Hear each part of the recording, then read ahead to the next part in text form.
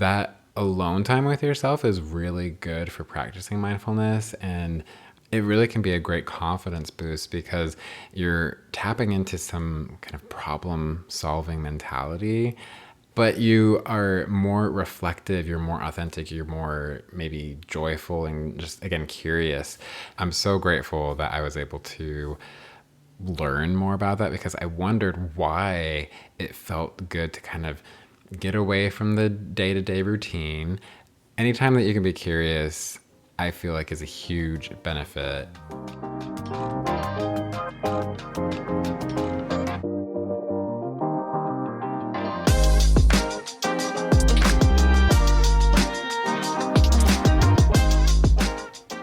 Hello and welcome to the podcast, to another episode of Queerly Overthinking. I'm your host, Adam Harper, and y'all, I'm very excited for this episode. It's one that I've been looking forward to for a while now, and today I'm going to be diving into concepts and themes that I've been learning recently working with my therapist, such as actionable items I've been practicing, or perhaps phrases and ideas that I've been thinking about.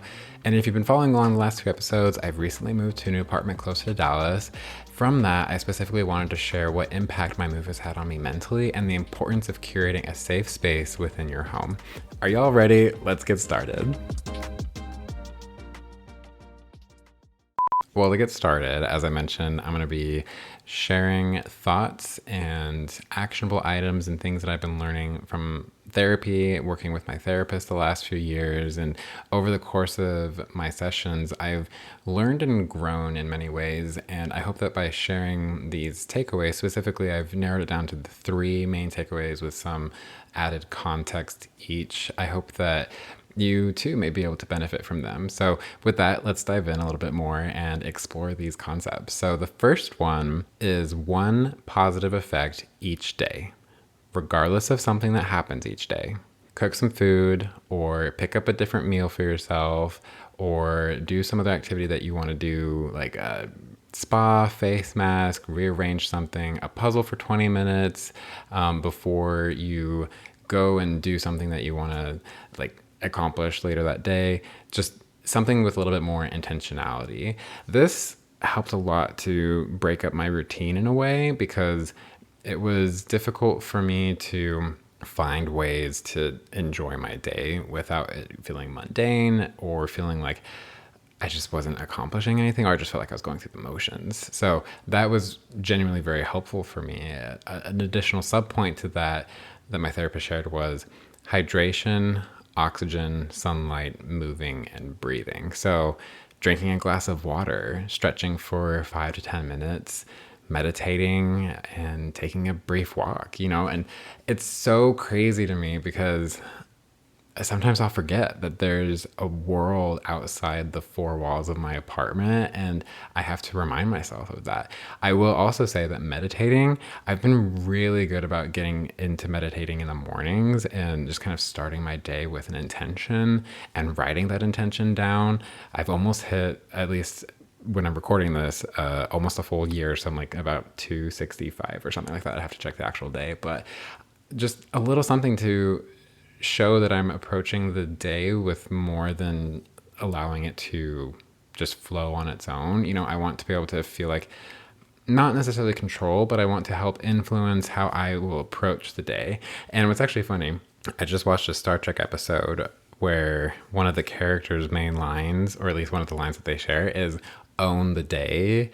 In a way, it feels like, it's like another way to approach the intentionality of facing the day with that positive effect and that positive energy. The next point I want to share is about vulnerability and reclaiming. I recently learned that vulnerability is not just what you share, it's allowing people into your space. It's allowing people to see your things. It's allowing people to meet your friends. Also learning more about other personalities and sharing of those personalities. It's really an interesting concept for me to digest because for the longest time thinking about being vulnerable, my first thought is, I'm going to share with this person all the hardships that I've been through, the heavy things that I've had to experience or that I'm currently working through and processing. But it doesn't just have to be that. It can be allowing someone to see you comfortable without, having to put up a front necessarily, or allowing them to see what you're like in your own environment. And that's new for me. To that same regard, when you share those moments with someone, whether it's a friend, a lover, coworker, whoever the case may be, if at any point something feels like it has been tainted, or feels like there is like a reclamation that needs to take place, I learned that reclaiming, if we approach it from a way of like, I'm taking this back because it's mine. Sometimes, hopefully this concept comes across properly, but sometimes reclaiming sometimes can give power to what took it or what was lost. And that is also kind of a slippery slope sometimes, because I remember wanting to reclaim an experience that I'd had or a location that I've been in. But my therapist reminded me that it's important to focus on what is your intention there. What do you want to be doing when you're there? And how can you not allow whatever took it or what was lost to overshadow what you are now creating, what you're being intentional about? The third and final point that I wanted to share is energy goes where focus goes. And this is a little bit of a bigger one to process, but when you think about it, if you're focusing on something, your energy is going to be focused on it because you're focusing on it, if that makes sense.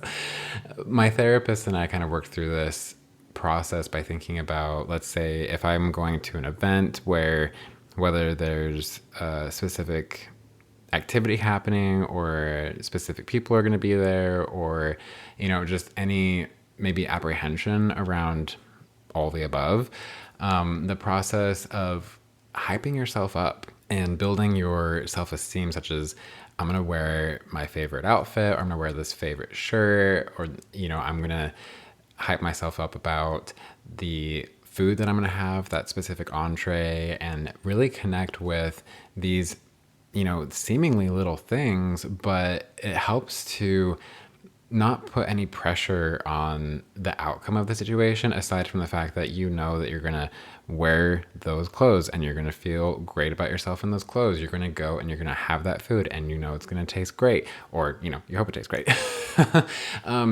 This helps so much to alleviate expectations on the situation, on the people involved, on yourself, really. This is still something that I'm working on, but I've seen such a huge difference in putting this into practice. I'm hoping that as I continue to practice it, it'll get easier. But honestly, try it out. If you haven't tried it yet, go try it out. Along that same idea, another thing that my therapist shared is that when you take yourself out of your routine, you tap into your childlike explorative or exploring self. I think explorative is a word. I don't know. But you are more reflective, you're more authentic, you're more maybe joyful and just, again, curious. That alone time with yourself is really good for practicing mindfulness. And I was traveling a lot as we were talking about this specific concept at the time. And my therapist shared that even if it can't be a trip, even if it's for like an afternoon and you go and explore a certain part of town, it really can be a great confidence boost, because you're tapping into some kind of problem solving mentality. Anytime that you can be curious, I feel like is a huge benefit. I'm so grateful that I was able to learn more about that, because I wondered why it felt good to kind of get away from the day-to-day routine, to feel like I'm not necessarily expecting anything to happen, and to just kind of allow it to happen, but also see what's around the corner, to experience what is down the road. It's very interesting to see how that can play out if you allow yourself to kind of go with the flow. On a personal note, this podcast was essentially birthed out of directing energy and focus away from things that were no longer serving me in my life towards something that has allowed me to explore myself even further, both creatively as an individual, but then being able to connect with people in incredible ways that I hadn't experienced before. So I'm tremendously grateful for that. And just to recap, those three main points again were one, positive effect each day, vulnerability and reclaiming, and energy goes where focus goes.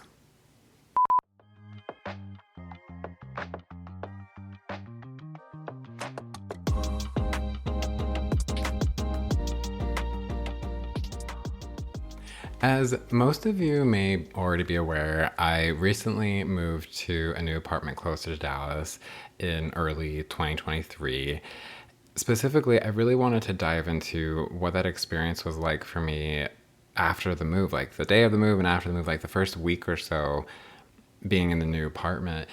It was crazy. It was so crazy for me because my mental health like spiked in the best way possible. I just felt like I was on cloud 9, and I still kind of do. I still feel that because for me there was so much preparation that went into finding this new space and finding a place that I genuinely feel like I would be happy in. Uh, I don't know if I've shared this or not already on another episode, but I looked at over 240 different apartments in the DFW Metroplex. Granted, I did not drive to each of those. I selected maybe 3 out of all those, but I searched through so many on Google Maps. And, it's pretty funny. I tell people that I feel like I've seen so much of DFW because of Street View, and whenever I drive through someplace that I maybe haven't been before, but I'm like, this place looks familiar. I feel like I've been here before. It's really kind of crazy to see, like, I've been around town essentially through the power of technology and satellite imagery. With that being said, what really had a huge impact from the beginning was location, location, location. There are so many shops nearby. And recently I did an errand run and hit up like 3 different stores within 30 minutes and was home. It was jaw dropping for me in a way because my old place, it took much longer than that oftentimes. And I really missed living in the city where I had more options, and having moved and lived in Denton for a year, while there were still options available to me, I really missed what the Metroplex had to offer. And I lived in Dallas for a few years before I moved to Denton. Coming back to it now really shows me how much I missed it. Having more options makes me feel a little bit more overwhelmed now, having to make choices. I will say that I'm trying to explore and try new places, wanting to branch out a little bit more. But it's amazing to have so many available things to choose from. One other thing that I learned from my therapist working through that anxiety of having to like make a selection is creating a short list to pull from. Give something a try. If you like it, great, add it to the favorite list. If not, remove it and try something else next time. The other thing regarding location is driving is not my most favorite activity. It takes a lot of energy out of me because I'm very focused as a driver. I just remember feeling so drained on my drives to work, to doctor's appointments, but it was just really hard because on a good day with no traffic, it was 45 minutes to reach Dallas. On a bad day with heavy traffic or weather that was crazy, it could be anywhere from an hour to an hour and a half. But now basically everything is within a 15-minute or so drive, and I barely drive maybe 30 minutes a day, if that. Y'all, it's amazing. I feel like I'm able to make so much more time in my day to do the things that I really want to accomplish, while I'm not able to necessarily listen to audiobooks as quickly or podcasts as quickly because I'm not driving as much. I am finding new ways to incorporate that, but I'm just so grateful that I'm not in that environment so much anymore of just sitting in traffic, because that was soul crushing for me every time that I would hit heavy traffic and it was just a standstill. I was like, what is life? What is this existence right now? The other aspect that I wanted to share of why I feel my mental health drastically improved after my move is not just the location, but also curating your space, learning to make your space a safe place for you to unwind and to genuinely feel comfortable in.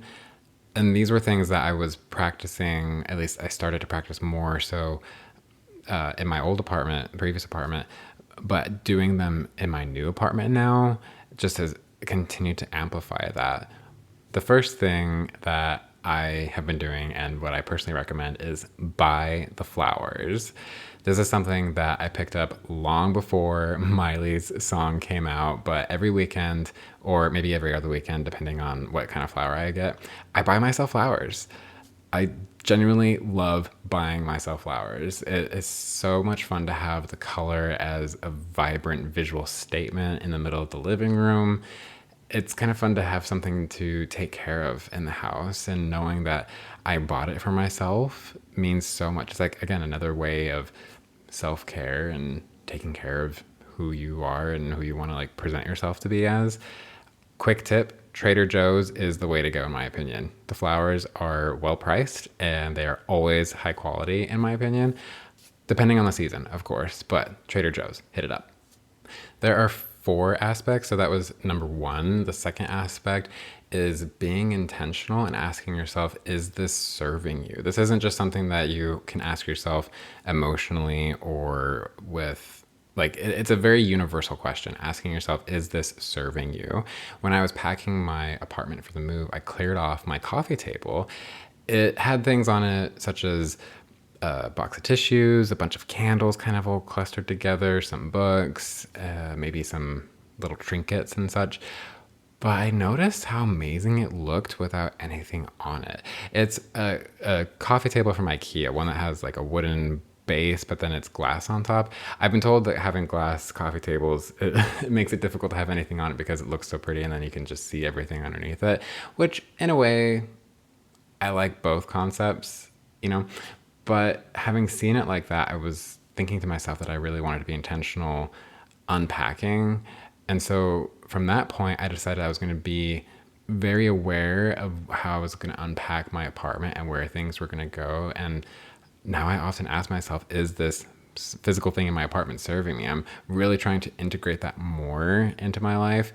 What purpose is this thing having in my apartment? And if it doesn't, I often consider storing it or finding a more purposeful place for it or removing it entirely.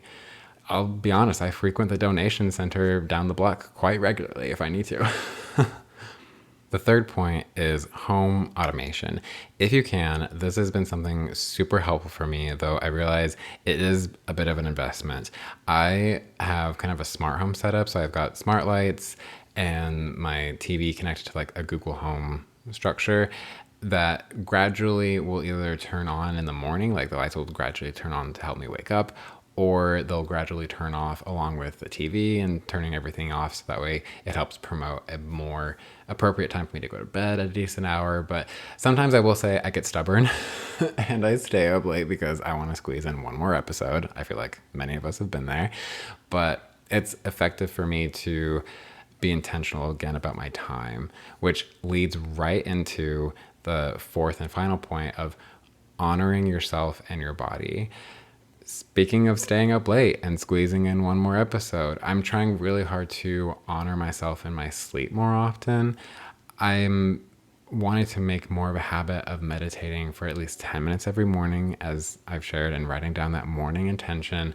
But then later in the evening, I'm wanting to make sure that I'm winding down, that I'm allowing myself to step away from my phone a little bit more, to prepare my clothes for the next day, such as getting my gym clothes pulled together or what outfit I want to wear the next day. So that way it's really allowing, like setting myself up for success in that way. One other thing that I'll mention is, speaking of, honoring yourself and your body, is I used to go to the gym pretty early in the morning, and it's exciting because I'm finding that as I'm respecting my time to sleep and my time to rest and go to bed, that I'm having more energy and excitement and desire to rekindle that routine for myself. And it's exciting, it's exciting to see what can come about if you make these tiny but really impactful changes. Having shared all these things, buying the flowers, being intentional, home automation, honoring yourself, I can see that these things did not come all at once. They have slowly been implemented as small steps into my life every day. I remember when I first started meditating, it was hard. I didn't know what to expect, but after a while, I really started making it a priority, and it started to have a major impact on how I handled my anxiety. Again, I'm not perfect at it, but I also have seen where I've continued to grow in it, and it just reminds me to start small. I'm reminded of that phrase, Rome wasn't built in a day. That definitely hits home for that in a way where I need to take time, and it takes time, you know? To wrap things up, I found this quote by Golda Meir. They say, "Trust yourself. Create the kind of self that you will be happy to live with all your life. Make the most of yourself by fanning the tiny inner sparks of possibility into flames of achievement." Well, thank you for listening today and taking the time to be here with me as I share these things that I've learned about not only myself and life and curating my space, but learning to process these again, to feel these emotions again, to work through them, and to convey that to all of you. I would really appreciate it if you would leave a positive review on the podcast or share this with someone that you care about. But until then, I hope you have an amazing day. Thanks again for listening, and I'll see y'all in the next one. Queerly Overthinking is produced by Adam Harper and Cass Cooper. It is edited by Adam Harper with audio mixing by Necessary Outlet Productions. You can follow Queerly Overthinking on Instagram at Queerly Overthinking and find more at www.queerlyoverthinking.com.